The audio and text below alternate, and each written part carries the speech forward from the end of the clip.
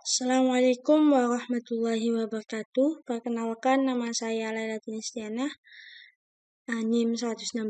Saya di sini akan sedikit membacakan sejarah Kota Bangkalan. Sejarah Kota Bangkalan. Bangkalan merupakan kabupaten yang berada di Pulau Madura, Provinsi Jawa Timur. Lokasinya terletak di ujung barat sehingga berbatasan langsung dengan Laut Jawa. Sama seperti seluruh wilayah pada umumnya, Kabupaten Bangkalan juga memiliki asal-usul nama dan sejarahnya tersendiri. Dilansir dari laman resmi Kabupaten Bangkalan, Bangkalan berasal dari kata bengkah dan laan, yang artinya mati sudah. Istilah ini diambil dari cerita legenda tewasnya pemberontak sakti Ki Lesap di Madura Barat.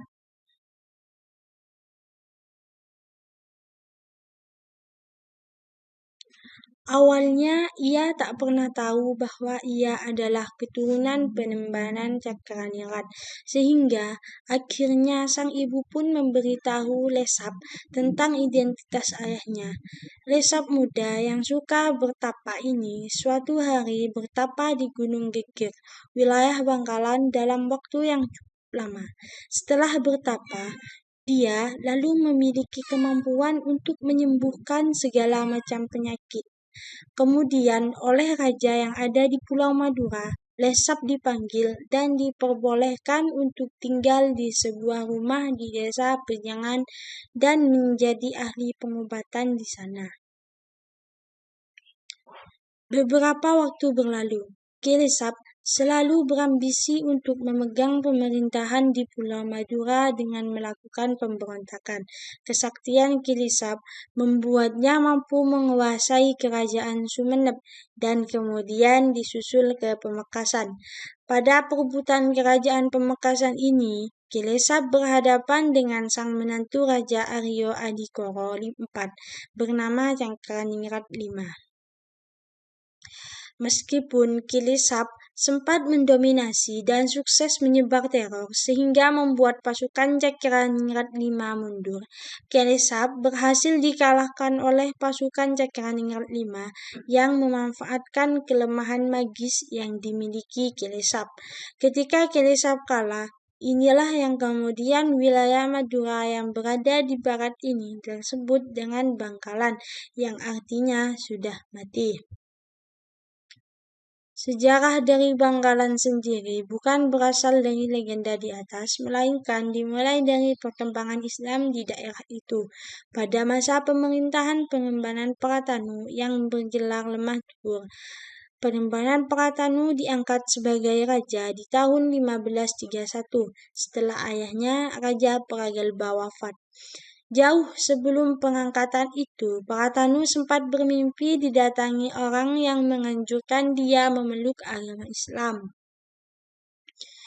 Mimpi ini diceritakan kepada ayahnya yang kemudian memerintahkan Patih Empu Bageno untuk mempelajari Islam di Kudus. Perintah ini dilaksanakan sebaik-baiknya. Bahkan, Bageno bersedia masuk Islam sesuai saran Sunan Kudus. Sebelum menjadi santrinya, selama beberapa waktu lamanya, ia kembali ke Arosbaya dengan ilmu keislamannya dan memperkenalkannya kepada Pangeran Pratanu. Setelah itu, Penembanan Pratanu mulai masuk Islam dari ajaran Empu Bageno. Ia kemudian menyebarkan agama Islam itu ke seluruh warga Arosbaya. Namun ayahnya justru tidak tertarik untuk masuk Islam.